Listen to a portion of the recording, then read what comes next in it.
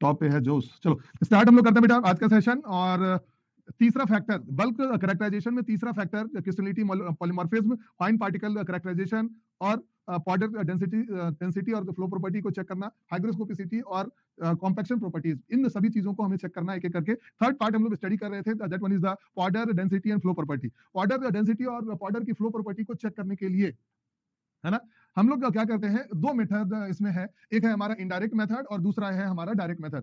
Indirect method बहुत ही ज्यादा important होता है, इस जगह से बहुत सारे क्वेश्चंस प्रीवियस ईयर में पूछे जाते रहे हैं। Angle of repose, bulk density और क्रिटिकल ओरिफिस डायमीटर। और एंगल ऑफ रिपोज को भी टोटल जो ये चार तरीके हैं, फिक्स्ड फैनल, फिक्स्ड कोन, रोटेटिंग सिलेंडर और टिल्टिंग बॉक्स, स्टैटिक मेथड है, और दो जो है वो डायनामिक मेथड है। स्टैटिक में फिक्स्ड फनल है और फिक्स्ड कोन है। फिक्स्ड फनल का प्रैक्टिकल तो हम अपने लैब में ही करते हैं। इसके अलावा फिक्स्ड कोन मेथड स्टैटिक मेथड्स में आते हैं, और एक है हमारा डायनामिक मेथड जिसमें रोटेटिंग सिलेंडर और टिल्टिंग बॉक्स मेथड आता है। तो एक एक करके हम लोगों ने इसको स्टडी करना स्टार्ट भी किया था पिछली क्लास में। और एंगल ऑफ रिपोज मैंने आप लोगों को समझाने के लिए कुछ मैंने एग्जाम्पल दिए था।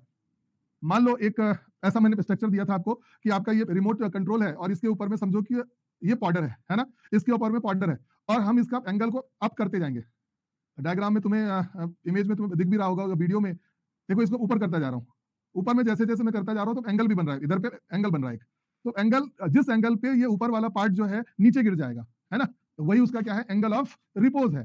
तो हमें इसी चीज से समझना है कि अगर कोई पार्टिकल किसी सरफेस पे है ना, तो अगर उसकी फ्लो प्रॉपर्टी अच्छी होगी तो वो जल्दी गिर जाएगा। जल्दी गिर जाएगा मतलब कि थोड़ा सा एंगल बना और वो गिर जाएगा, तो उस पार्टिकल की फ्लो प्रॉपर्टी अच्छी होगी। इसीलिए हम लोग बोलते हैं कि थीटा की वैल्यू जितनी कम होगी फ्लो प्रॉपर्टी हमारी उतनी ही अच्छी होगी, है ना। इसी पार्ट पे हमें ध्यान देना होता है। और इसमें जो ये चार मेथड्स हैं इसके बारे में बताया भी था मैंने आपको। इसके अलावा एक कंप्रेसिबिलिटी इंडेक्स था जिसको हम लोग कार्स इंडेक्स के नाम से भी जानते हैं, कि कॉम्पैक्टनेस कितनी ज्यादा होगी उसकी, उस चीज को डिटरमाइन करने के लिए है। और उसका ये पूरा डेटा है, इसकी कंप्रेसिबिलिटी का रेंज और इंडेक्स की प्रॉपर्टीज उसकी क्या क्या होगी। तो मैंने बताया भी था कि लेस देन 10 होगा तो हम लोग इसको एक्सेलेंट बोलते हैं। 11 से 15 होता है तो इसको हम लोग गुड बोलते हैं। 16 to 20 होता है तो इसको फेयर बोलते हैं। 21 से 25 होता है तो इसको पॉसिबल बोलते हैं। 26 to 31 होता है तो पुअर, और सो ऑन। ऐसे इसको याद करने का बहुत ही आसान सा तरीका है। मैंने जैसे कुछ ट्रिक्स आप लोगों को बताए थे कि 10 का दम, तो 10 जो पिक्चर थी बहुत ही अच्छी थी तो एक्सेलेंट थी। पंडित जी आए घर में तो 11 रुपए मिला, मतलब ये गुड हो गया, है ना, अच्छा काम हुआ। 16 से 20 साल के बीच में लोग अच्छा दिखना चाहते हैं, फेयर दिखना चाहते हैं। 21 से लेके 25 तक जो है हमारा ये पॉसिबल है ना। और स्पेशल 26 जो है था हमारा, स्पेशल 26 एक पिक्चर थी, उस पिक्चर में 26 to 31 वाले जो लोग थे वो पुअर थे। तो इस तरह से पूरा जो है टेबल पे आप लोगों को ट्रिक बता दिया था, और होपफुली कि आप सभी लोगों को वो ट्रिक याद भी हो गया होगा और आपके एग्जाम में वो आपके काम में आ भी जाएगा। चलो इसका फॉर्मूला भी आपसे पूछा जा सकता है एग्जाम में।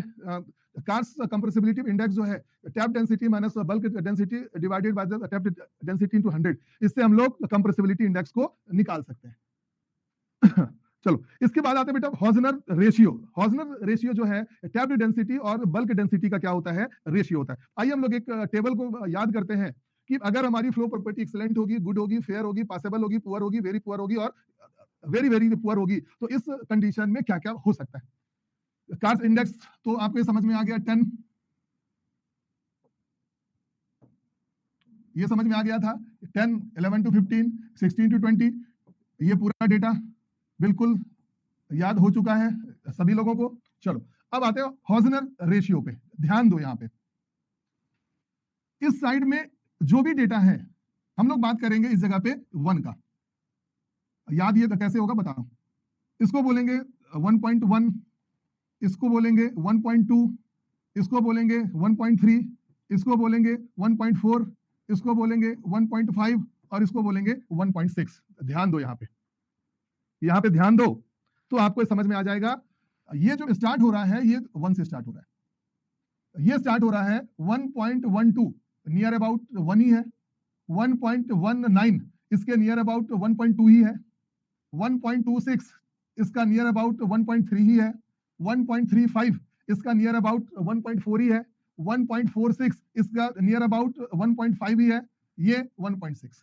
तो इस रेंज से आपको ये भी याद हो जाना चाहिए, एक्सेलेंट था, गुड था, फेयर था, पॉसिबल था, पुअर था, वेरी पुअर और वेरी वेरी पुअर। अब मुझे तो ये बताओ कि हॉजनर रेशियो आप लोगों में से कितने लोगों को इजीली तरीके से याद हो चुका है। करने की बात मैं नहीं बोल रहा हूं, हो चुका। 1, 1.1, 1.2, 1.3, 1.4, 1.5, 1.6 इसको दिमाग में सेट कर लो, वो दिमाग में सेट कर लो, पूरा डेटा प्रैक्टिस करते करते आसानी तरीके से याद हो जाएगा। क्वेश्चन चाहे जैसे भी आएंगे आपसे आराम से बन जाएगा। हो चुका है सबको याद? बन जाएंगे सबसे क्वेश्चन। बहुत बार ये क्वेश्चन पूछा गया हुआ है।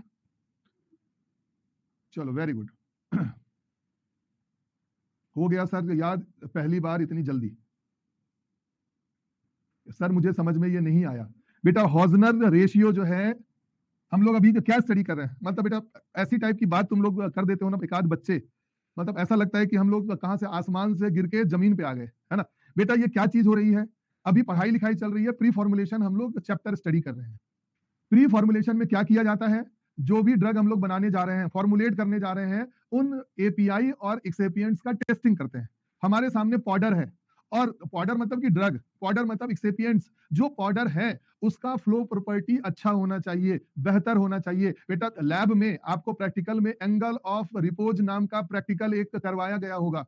क्यों करवाया गया था? इसलिए करवाया गया था ताकि आप सीखें कि पाउडर आपस में चिपक के फ्लो प्रॉपर्टी को खराब कर देते हैं। इसीलिए दवा बनाने वाली कंपनियां उन्हीं पाउडर का इस्तेमाल कर, पाउडर का मतलब एपीआई और एक्सेपिएंट्स की बात हो रही है, उन्हीं ड्रग पाउडर्स का इस्तेमाल करती है जिनकी फ्लो प्रॉपर्टी अच्छी होगी। उन्हीं सबकी टेस्टिंग कर रहे हैं हम लोग। और टेस्टिंग करने के समय दौरान तीन तरह की चीजें आती हैं। एक आता है एंगल ऑफ रिपोज, जिसका प्रैक्टिकल तुमने लैब में किया ही होगा। दूसरा होता है कार्स इंडेक्स को निकालना। कार्स इंडेक्स को निकालेंगे कैसे? Tapped density minus bulk density.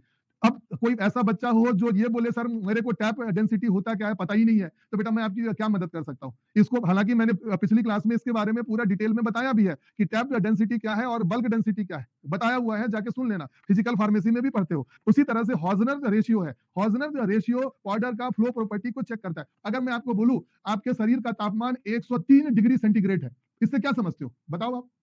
बेटा अगर तुम में से कोई पूछे कि हॉजनर रेशियो क्या है, तो मैं आपसे क्वेश्चन पूछता हूं कि अगर आपके शरीर का तापमान 103 डिग्री सेंटीग्रेड है, इसका क्या मतलब समझते हो? इसका मतलब यह है कि पर्सन को फीवर हो गया है। अगर मैं बोलूं कि आपका बॉडी का टेम्परेचर 98 डिग्री सेंटीग्रेड है, इसका क्या मतलब आप समझोगे? आप ये समझोगे कि हमको फीवर नहीं है, अच्छा है। उसी तरह से हॉजनर रेशियो इतने पे इतना होगा जो हम कैलकुलेट करेंगे tapped density divided by the bulk density. जो भी पाउडर हमारा होगा उसका टैप्ड डेंसिटी और बल्क डेंसिटी को निकाल के उनका रेशियो निकालेंगे, और उनका रेशियो अगर इस रेंज में आता है तो हम बोलेंगे हमारे पाउडर का फ्लो प्रॉपर्टी बहुत अच्छा है। अगर मैं बोलूं कि हॉजनर रेशियो 1.6 है, इसका मतलब समझना है कि हमारा पाउडर का फ्लो प्रॉपर्टी बहुत ही पुअर है। तो बेटा अब समझ में आया कि ये रेशियो क्या है, कार्स इंडेक्स क्या है, और एंगल ऑफ रिपोज क्या है। बेटा ये डेटा है, फॉर्मूला से जो निकाला जाता है। जिस तरह से बॉडी का टेम्परेचर से आप समझ जाते हो कि पर्सन को फीवर है या नहीं है, उसी तरह से angle of repose practical lab में निकाल के आप समझ जाओगे कि पाउडर की फ्लो प्रॉपर्टी कैसी है। हॉजनर रेशियो का डेटा आपको सुनने को मिलेगा, तो आपको अगर ये टेबल याद होगा तो आप बता दोगे कि पाउडर की फ्लो प्रॉपर्टी होगी कैसे। इसी तरह से कंप्रेसिबिलिटी इंडेक्स या कार्स इंडेक्स को चेक कर लोगे तो आप बता पाओगे कि हमारे पाउडर की फ्लो प्रॉपर्टी कैसी है। आया सबको समझ में? सर इसमें हम तो बहुत ही परेशान थे, आपने बहुत ही आसान कर दिया इसको।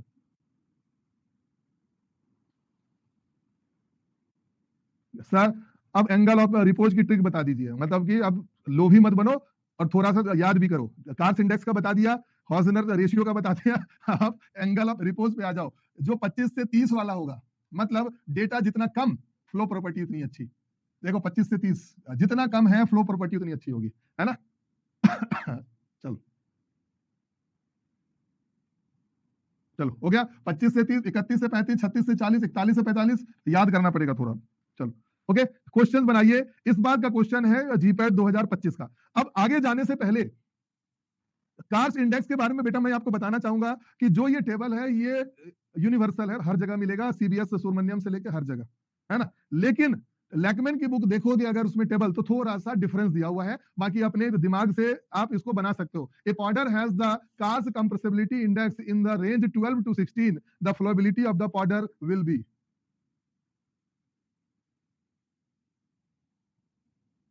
सबका ट्रिक बना हुआ है। Every good friend play very poorly, बहुत सारा ट्रिक से बताया हुआ है। डाइजेस्टर तुम लोग को भेज दूंगा एंगल ऑफ रिपोज का, उसमें देख लेना ट्रिक।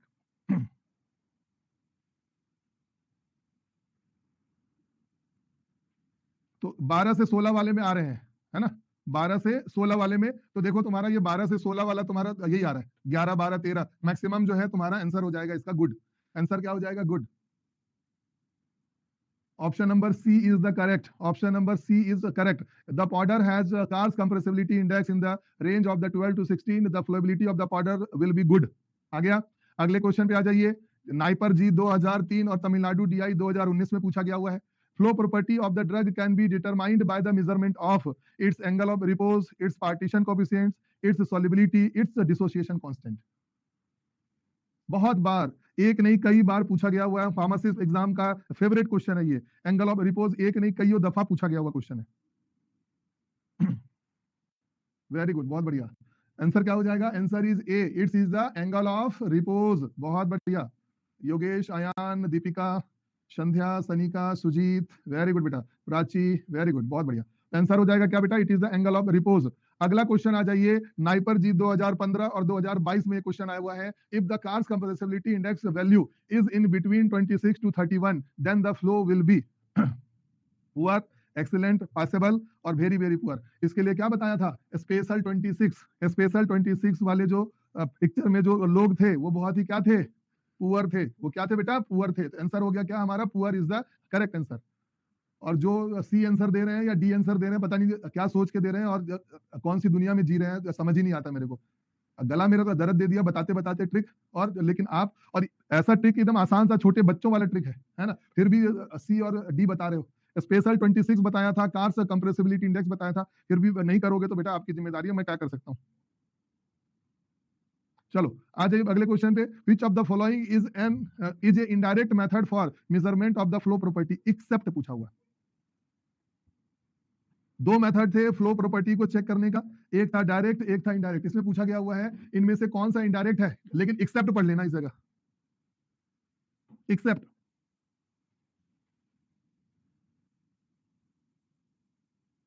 Very good. आंसर क्या हो जाएगा? Hopper flow rate. Very good बेटा। चलो अगला क्वेश्चन आ जाइए। राजस्थान फार्मासिस्ट 2014 में which of the following method is used to determine the flow property of the powder? Angle of repose, sedimentation, deflocculation या none of these? आसान है, इजीली तरीके से बना पाओगे। आंसर क्या होगा हमारा? Angle of repose. Gujarat drug inspector 2021 का क्वेश्चन है। Which range of the angle of repose indicates the excellent powder flow? Which range of the angle of repose indicates the excellent powder flow? Excellent powder flow के लिए कौन सा range होगा? Excellent है 25 to 30, 31 to 35, 36 to 40 और 41 to 45।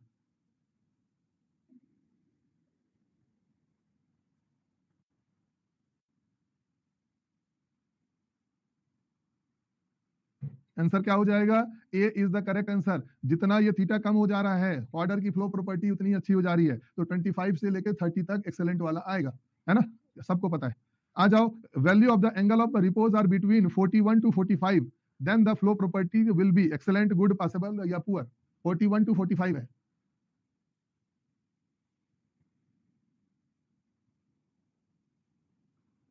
(41 से 45) the value of angle of repose is between 11 to 45, 11 to 41 to 45, then the flow property will be excellent, good, possible or poor.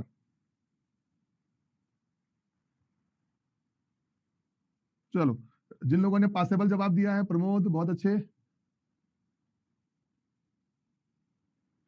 शबीहा Khan very good बेटा, बहुत बढ़िया, राहुल, काजल, अनीशा बहुत अच्छे, जावेद बहुत बढ़िया, अखिल वेरी गुड, श्रुतिका बहुत बढ़िया बेटा, अवधेश गुड। चलो तो अब सब लोग पढ़ने लग गए हैं, थोड़ा थोड़ा अच्छा अच्छा आने लग गया है अब जवाब। विच of the following is A correct formula of the cars index? Which of the following is the correct formula of cars index? Cars index का इनमें से कौन सा सही जवाब है? Tapped density minus bulk density divided by the tapped into 100, bulk tapped bulk 100, bulk plus tapped, all of this. Answer क्या होगा? स्निग्धा वेरी गुड, गौरी बहुत अच्छे बेटा गुड, शिवानी गुड, दीपिका, निधि, पूर्वा गुड, वेरी गुड, बहुत बढ़िया। स्टूडेंट की संख्या एकाएक बढ़ती हुई 700 से लेके 800, 850 में पार हो रहे हैं बच्चे। आधे घंटे बाद बहुत सारे बच्चे जगह हैं कि आज ऑनलाइन क्लास है मेरी करके लग रहा है।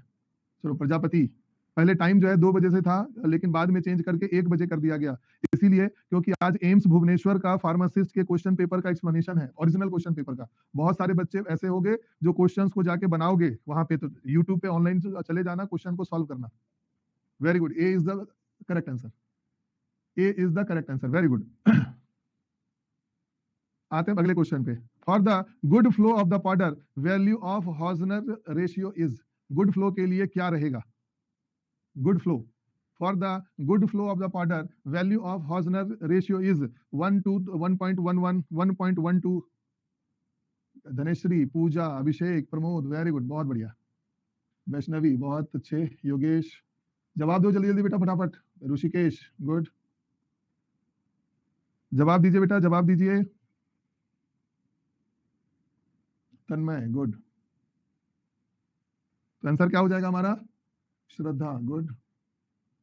तो आंसर हो जाएगा क्या? 1.12 से लेके 1.18, है ना? तो सबने अच्छे से कर लिया।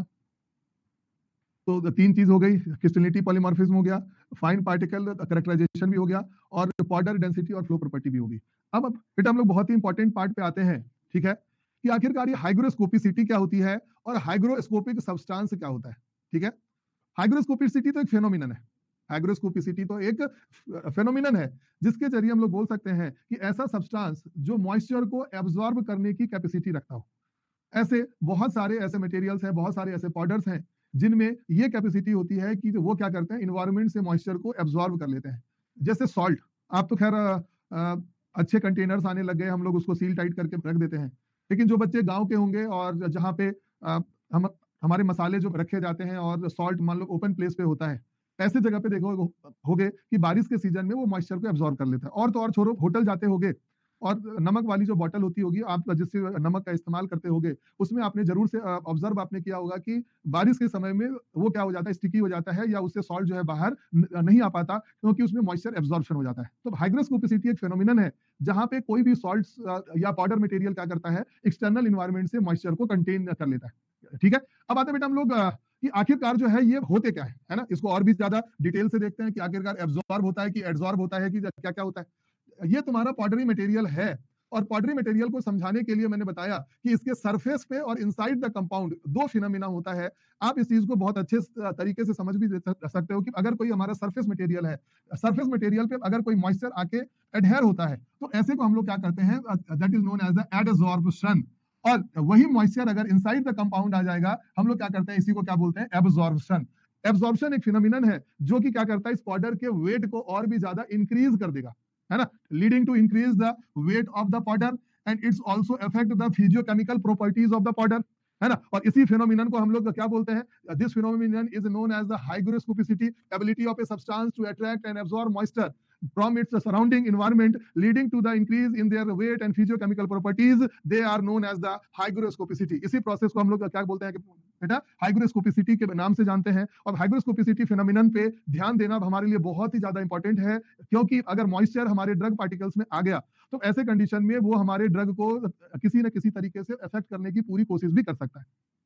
2 तरह के सब्सटेंस होते हैं, है ना, और इसको तो समझना भी बहुत ज्यादा जरूरी है, क्योंकि इस जगह से बहुत सारे क्वेश्चंस प्रीवियस ईयर में आए हुए हैं। एक सब्सटेंस होता है इफ्लोरेसेंट पाउडर्स और दूसरा होता है हमारा डेलिक्वेसेंट पाउडर। डेलिक्वेसेंट सब्सटेंस और इफ्लोरेसेंट सब्सटेंस, आप लोगों ने ऐसे टाइप के पाउचेस आपने बहुत सारे देखे होंगे। जब भी कोई ट्रांजिस्टर है, मोबाइल फोन आप लाते होंगे, तो सिलिका जेल टाइप का एक पाउच होता है, और इसमें सिलिका होता है, सिलिका जेल, जो कि क्या करता है, आपके इंस्ट्रूमेंट, आपके ट्रांजिस्टर, इन सबको क्या करता है, मॉइस्चर से प्रोटेक्ट करने का काम करेगा, और ये खुद मॉइस्चर को क्या करता है, एब्जॉर्ब करता है। तो इन दोनों में डिफरेंस क्या है, इनको हम लोग समझते हैं। इफ्लोरेसेंट सब्सटेंस ऐसे सब्सटेंस होते हैं जो कंटेन करते हैं वाटर ऑफ क्रिस्टलाइजेशन, और जब ये एयर से एक्सपोज होंगे उस कंडीशन में ये क्या करते हैं, वाटर का लॉस करने का काम करेंगे, और धीरे धीरे ये क्या करेगा, इवोपरेट हो जाएगा सरफेस से। खास करके वॉशिंग सोडा, सोडा जो होता है आप उसको देखोगे कि मॉइस्चर को एब्जॉर्ब करेगा, और उसी समय में क्रिस्टलाइजेशन करके वो क्या करता है, सरफेस पे से वो पूरी तरह से इवोपरेट हो जाएगा, और इवोपरेट होने की वजह से वो पाउडर को और भी ड्राई कर सकता है। Substances that contains the water of the crystallization and when exposed to the air they lose this water partially और completely, leading to the dry powder appearance, such are known as the efflorescent powder. इसके अलावा deliquescent substance ऐसे substance होते हैं जो moisture को absorb करके क्या करते हैं, खुद को ही लिक्विफाई कर लेते हैं, है ना, लिक्विफाई कर देंगे। Such substance are known as the deliquescent substance. दोनों में डिफरेंस है, इन दोनों को डिफरेंस को जरूर से समझने की कोशिश करना। डेलिक्वेसेंट सब्सटेंस एब्जॉर्ब करते हैं और एब्जॉर्ब करने के बाद में हमारा जो ड्रग प्रोडक्ट है वो लिक्विफाई होने लग जाएगा, डिसॉल्व होने लग जाएगा। Such substance are known as the deliquescent substance, है ना। और इसी के साथ इफ्लोरेसेंट, बेटा ये इफरवेसेंट नहीं है, इफ्लोरेसेंट है। इफरवेसेंट टैबलेट्स अलग होते हैं, इफरवेसेंट नहीं है बेटा, ये इफ्लोरेसेंट है। Both are the different. Effervescent tablet, this one is the efflorescent powder, both are different. Efflorescent powder मतलब वॉशिंग सोडा, वो क्या करता है, इन्वायरमेंट से मॉइस्चर को पहले अब्सॉर्ब करने के लिए चाहेगा, वाटर ऑफ क्रिस्टलाइजेशन, और फिर क्या करेगा, वो सरफेस से अपने अंदर से ही वाटर को क्या करेगा, बाहर करने के लिए चाहेगा, और इन्वायरमेंट में क्या होता है, इवोपरेट होता चला जाएगा। और इसकी वजह से पाउडर जो है और ज्यादा ड्राई देखने को मिल सकता है। तो स्टार्टिंग में वो लिक्विफाई होने लगेगा और एक टाइम के बाद में वो बिल्कुल ही पूरी तरह से ड्राई होने लग जाएंगे, टूटे टूटे से हो जाएंगे, बिखरे से हो जाएंगे। खास करके देखो इस तरीके का डायग्राम में देखो, जो पाउडर था वो पाउडर न रह के ऐसा क्लम्पी मास टाइप का बना लेगा, है ना। Such substance are known as the efflorescent substance.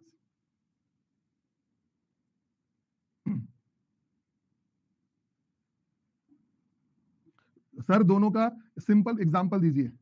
इफ्लोरेसेंट का एग्जांपल होता है वॉशिंग पाउडर।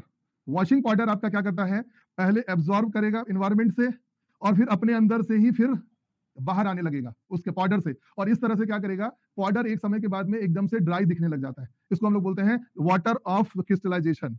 देखो ना, substance that contains the water of crystallization and when exposed to the air they lose this water partially or completely leading to the dry powder appearance, such are known as the efflorescent powder. दूसरा है deliquescent substance. Deliquescent substance ऐसे substance को बोलते हैं जो moisture को absorb कर लेता है। एब्जॉर्प्शन है बेटा, सरफेस फिनोमिना नहीं, एब्जॉर्ब कर ले रहा है, एब्जॉर्ब नहीं, एब्जॉर्ब, एब्जॉर्प्शन हो जाएगा। एब्जॉर्प्शन होगा तो आपका प्रोडक्ट जो है वो लिक्विफाई हो जाएगा, खास करके NaCl का, सिलिका जल, तो एक समय के बाद ये लिक्विफाई हो जाते हैं। आया समझ में?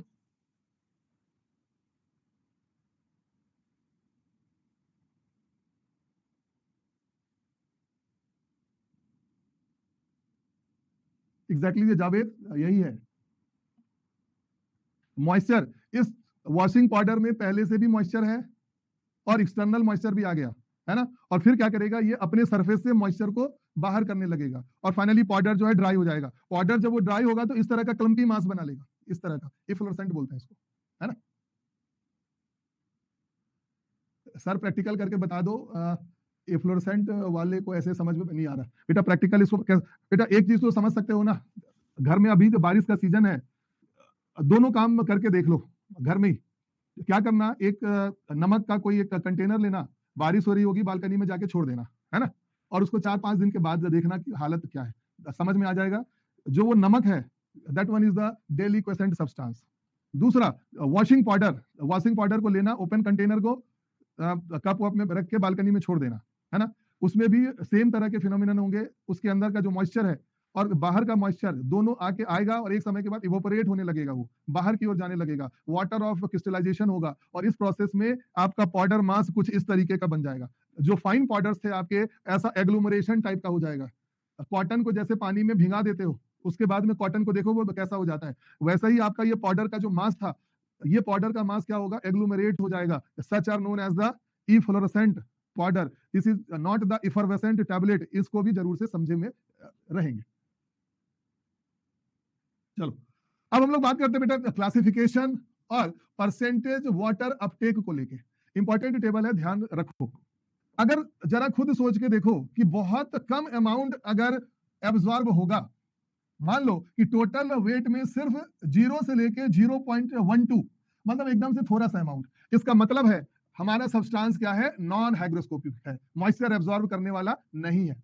दूसरा रेंज 0.2 से लेके 2% तक, तो इसको बोलेंगे स्लाइटली हाइग्रोस्कोपिक। अब हम लोग आते हैं 0.2 से ज्यादा और 15 से कम, तो हम लोग इसको बोलेंगे मॉडरेट हाइग्रोस्कोपिक। और इस जगह तो 15% से भी ज्यादा है मॉइस्चर, वेट इंक्रीज हो जाएगा, मॉइस्चर बहुत ज्यादा एब्जॉर्ब हो गया, इसको हम लोग बोलेंगे वेरी हाइग्रोस्कोपिक। इस डेटा को याद कर लो, एग्जाम में पूछा गया हुआ है क्वेश्चन। अगर 15% से ज्यादा वेट इंक्रीज हो गया स्टार्टिंग प्रोडक्ट से, मतलब हमारा जो पाउडर है वेरी हाइग्रोस्कोपिक है।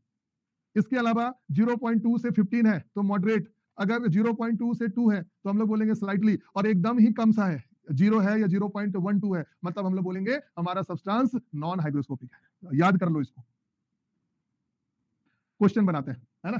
क्वेश्चन बनाने से पहले इस हाइग्रोस्कोपिसिटी को चेक करने के लिए कुछ इंस्ट्रूमेंट्स है, इसको देख लेते हैं। ग्रेविमेट्रिक मेथड से करते हैं, थर्मोग्रेविमेट्रिक एनालिसिस टीजीए के हेल्प से इनिशियल वेट और फाइनल वेट, उन सबको हम लोग क्या करते हैं, डिटरमाइन करते हैं। मटेरियल को पहले वेट कर लिया, फिर उसको क्या करते हैं, हीटिंग करते हैं। हीटिंग करेंगे तो मॉइस्चर इसका बाहर चला जाएगा, बाहर चला जाएगा तो इसके बेस पे हम लोग इसका पता लगा लेते हैं। ठीक है,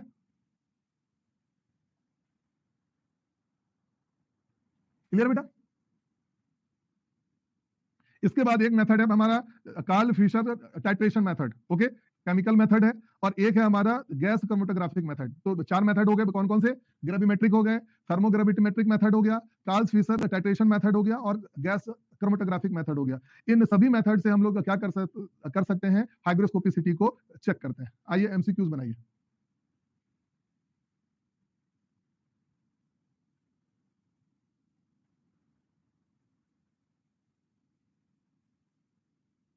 what does hygroscopicity refers to. Hygroscopicity किसको बोलते हैं, ability to resist the moisture, ability to absorb the moisture from the environment, ability to dissolve quickly in the water, ability to generate the heat। Answer क्या हो जाएगा बेटा इसका, ability to absorb moisture from the environment. Very good, बहुत अच्छे। Hygroscopicity refers to ability to absorb moisture from the environment. Next आ जाइए, question पूछा गया हुआ है जीपैट 2020 में। क्वेश्चन पढ़िए, as per the European pharmacopeial technical guide, substance stored at 25 degree centigrade for 24 hours at 80% relative humidity called very hygroscopic when increase in weight is। Very hygroscopic हम इसको कब बोलेंगे, चार कैटेगरी था, non hygroscopic, slightly hygroscopic, moderately hygroscopic और very hygroscopic. चार category में हमारे ये हाइग्रोस्कोपिक सब्सटेंस है। अगर 15 से ज्यादा होगा तो हम लोग इसको क्या बोलते हैं, they are the very hygroscopic. आ जाइए क्वेश्चन, क्वेश्चन पूछा गया जीपैट 2023 में शिफ्ट 1 में है ये क्वेश्चन। एक crystalline powder that contains water of crystallization और hydration, this water can be liberated using during the manipulation or an exposure to a low humidity environment, then the powder will become sticky and pasty or it may even liquefy. Such a powder is called as।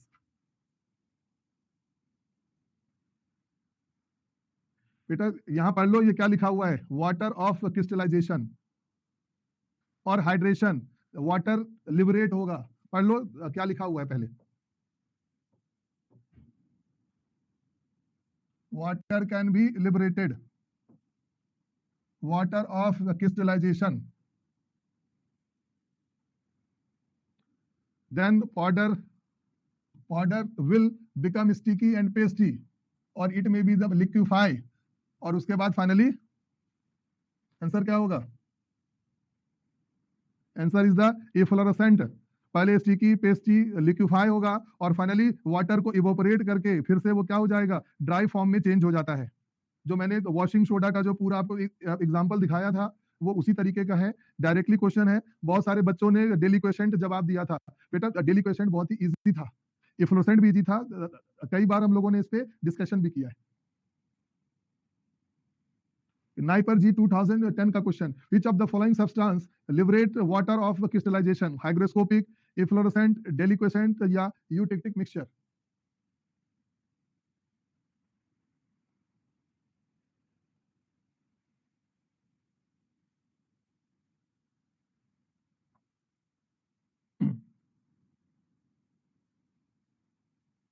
Answer क्या हो जाएगा इसका, दीपिका, विशाल, बताइए बेटा फटाफट। Very good, very good, बहुत बढ़िया। चलो अगले क्वेश्चन पे आते हैं। Deliquescent substance release water hydrolysed in the presence of the water, absorb the gases या absorb the water. Deliquescent substance किसको बोलते हैं, what do you mean by the deliquescent substance. Very good, बहुत बढ़िया, बहुत अच्छे। Deliquescent substance absorb the water, deliquescent substance absorb the water.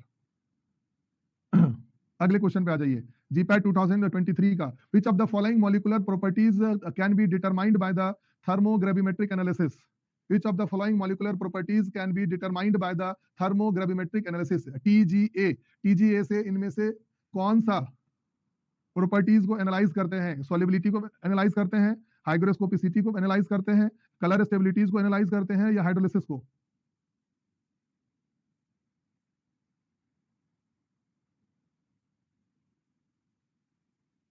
TGA से या कार्ल फिशर टाइट्रेशन से, ये जो सारे मेथड्स हैं इन सब से हम लोग हाइग्रोस्कोपिसिटी को, gas chromatography, TGA, Karl Fischer titration method, gravimetric method, ये सबसे हम लोग क्या करते हैं? हाइग्रोस्कोपिसिटी को चेक करते हैं।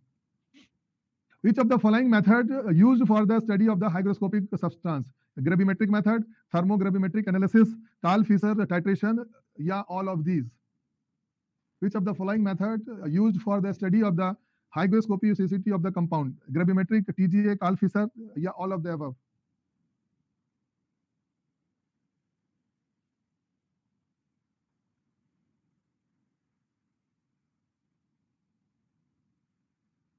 आंसर क्या हो जाएगा? D is the correct answer. Very good.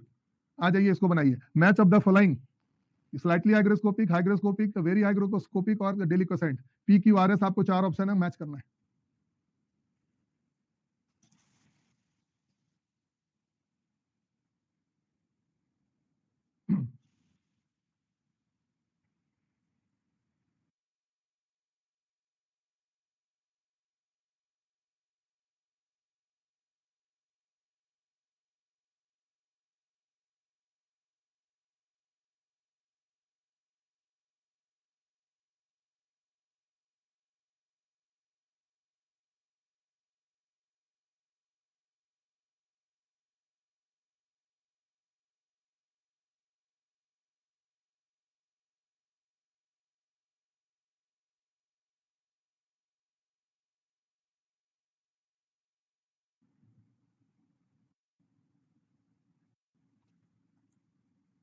Network का इशू आ गया था बेटा, थोड़ा सा लग रहा है।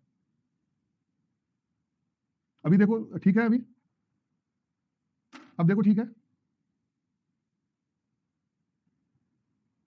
अभी चेक करो बेटा, इसे बना लो। अब आते हैं तो लास्ट 1 2 3 4 हो गया, आखिरी है तो कॉम्पैक्शन प्रॉपर्टीज।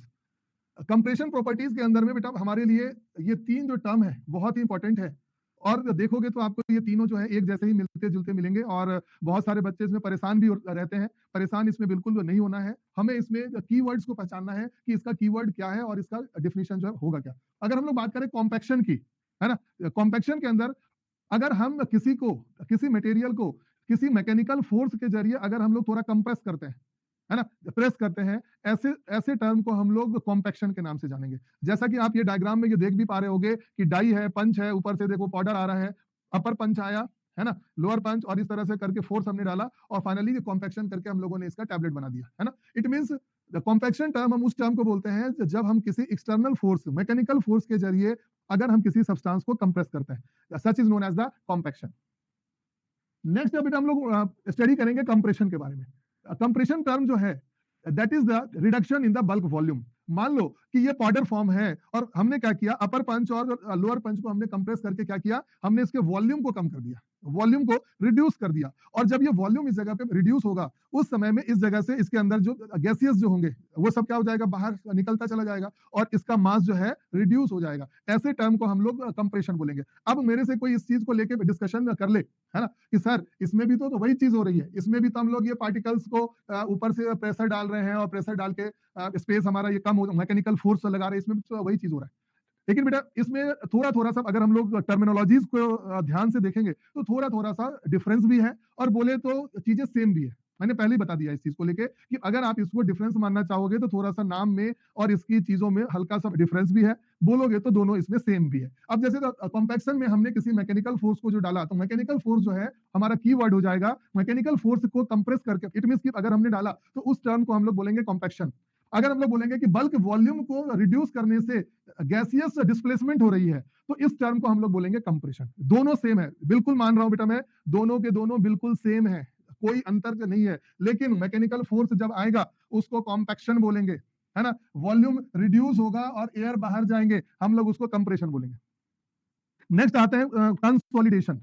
कंसोलिडेशन मतलब इस जगह एक इंपॉर्टेंट जो हमारा जो कीवर्ड होगा पार्टिकल पार्टिकल इंटरेक्शन का। इट मींस जब हम मैकेनिकल स्ट्रेंथ को डालते हैं उस समय में इन पार्टिकल्स के बीच में इंटर पार्टिकल्स क्या होता है, इंटरेक्शन होते हैं, कंपैक्शन होते हैं, और जो पाउडर मटेरियल है लूजली पैक्ड हो जाते हैं। तो अगर इंटर पार्टिकल इंटरेक्शन का हो और इस इंटरेक्शन के होने की वजह से जो पार्टिकल्स जो है टाइटली बाउंड हो जाते हैं, इनकी स्ट्रेंथ और ज्यादा हो जाती है। अगर इस टर्म का इस्तेमाल होता है तो हम लोग इसको कंसोलिडेशन बोलते हैं, कंसोलिडेट करना। ठीक है, पहले वाले में सेप कॉम्पैक्शन में पहले वाले में सेप देके टैबलेट बना दिया, mechanical force is the keyword.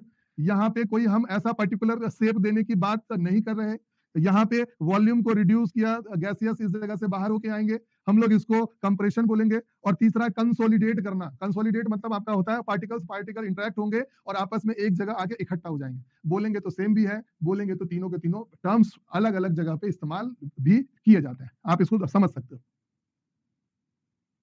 Next आते हैं बेटा प्लास्टिसिटी और इलास्टिसिटी। प्लास्टिसिटी मतलब परमानेंट डिफॉर्मेशन, है ना। Plasticity refers to the permanent deformation, है ना। इट मींस कि अगर हम कोई ऐसा सब्सटेंस है इसको मोड़ डालें तो वो सेम टू सेम शेप में लाना मुश्किल होगा। लेकिन सब्सटेंस अगर हमारा इलास्टिक होगा, जैसे कि रबर है, हम उसको खींचते हैं तो फिर से अपने प्लेस पे आ जाएगा। Such are known as the elasticity, visco elastic deformation. Question बनाइए। What is the compaction? Breaking material into the small piece, pressing material together using the mechanical forces, dissolving material in the water और D mixing two liquids together. Answer क्या होगा? 2 minute का लगेगा, 2 question है, बस बना लो, आज की छुट्टी आप लोगों की फार्मास्यूटिक्स का। व्हाट इज कॉम्पैक्शन, है ना। Pressing material together using the mechanical force, इसी को कॉम्पैक्शन बोलते हैं। Consolidation mainly occurs because of chemical reaction between the particles, particle particle mechanical bonding, addition of the external the liquid, decrease in the material temperature। Answer क्या होगा बताइए? बहुत बढ़िया, very good. शैस्मिता, Mohapatra, आकांक्षा, अखिल, जावेद, उज्जवल, very good. शीतल, संस्कृति, बहुत बढ़िया। तो आंसर क्या हो जाएगा? पार्टिकल पार्टिकल, नाम ही है कंसोलिडेशन, पार्टिकल पार्टिकल इंटरेक्शन। ठीक है, तो हमारा ये फिजिकल कैरेक्टरिस्टिक का पहला पार्ट बस अभी फिनिश हुआ है। पहला पार्ट था बल्क कैरेक्टराइजेशन। अगली क्लास में हम लोग पढ़ेंगे सॉल्युबिलिटी एनालिसिस के बारे में। सॉल्युबिलिटी एनालिसिस के अंदर में हम लोग बहुत सारी चीजें, इट मींस बल्क कैरेक्टराइजेशन पूरा हो चुका, सॉल्युबिलिटी एनालिसिस में इतने सारे जो टर्म्स है, ये enhancement, intrinsic solubility, partition coefficient, इन सबको देखेंगे। सॉल्युबिलिटी एनालिसिस जो है क्यों किया जाता है, सॉल्युबिलिटी को एनालाइज करने का क्या क्या तरीका है, क्या क्या प्रोसेस होता है, वो सारी चीजें हम लोग अगली क्लासेस में डिस्कशन करेंगे। तो होपफुली कि आप सभी लोगों को अच्छे तरीके से समझ में आया होगा। रिवीजन करना, ऐसे बच्चे जो नए हैं उन सभी से रिक्वेस्ट करना चाहूंगा बेटा